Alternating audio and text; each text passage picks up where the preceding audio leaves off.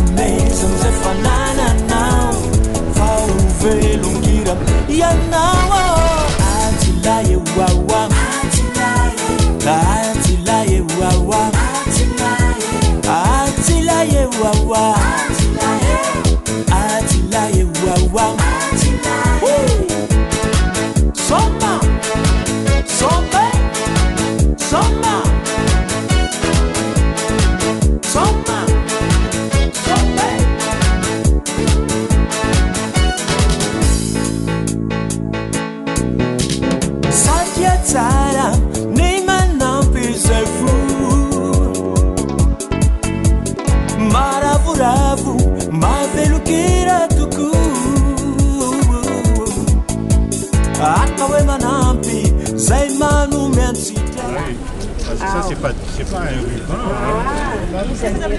Oui, merci. Merci beaucoup. Ah, c'est ça.